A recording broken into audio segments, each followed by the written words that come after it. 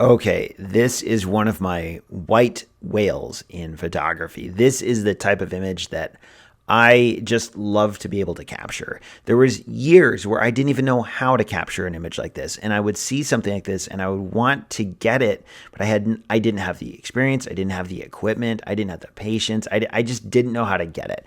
And I remember when I got my close-up filters, my 50 millimeter lens back in like, I don't know, 2016 or something, I would try and get pictures like this, but it never quite worked out, partly because it was close-up filters. But I mean, it's fine. You can use close-up filters as like a decent approximation of a macro lens, and they're fine in a pinch, and they're really, really cheap, which is great.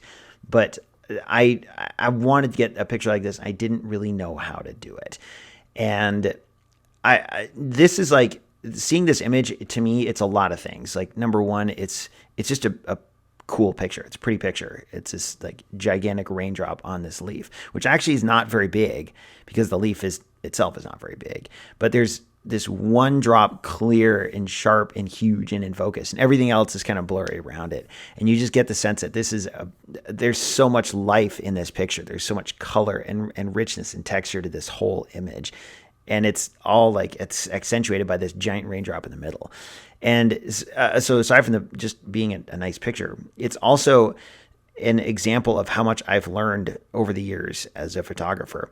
And even in terms of like seeing the scene in the first place, walking past this little grove of plants and seeing this and thinking that, oh yeah, I could photograph that.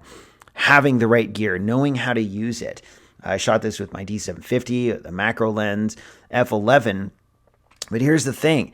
You can't get this shot in one exposure. I actually had to combine several exposures together.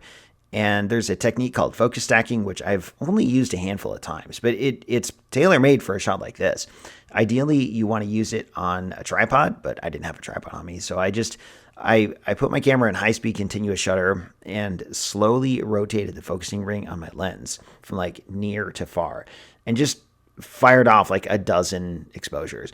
And then open them in Lightroom. From there, open them in as layers in Photoshop. And then there's an automated process you can use where Photoshop basically looks at everything that's in sharp or in focus and sharp and combines those into one final image, which is what you see here.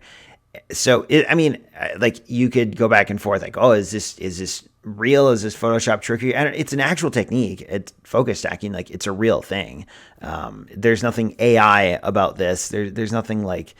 I don't know that I consider this a Photoshop job, even though it is. I'm not sure. Like, we can debate that later. The point is I was able to, I saw the scene. I saw what I wanted to capture in it, and I was able to pull it off. And I'm super happy with how it turned out.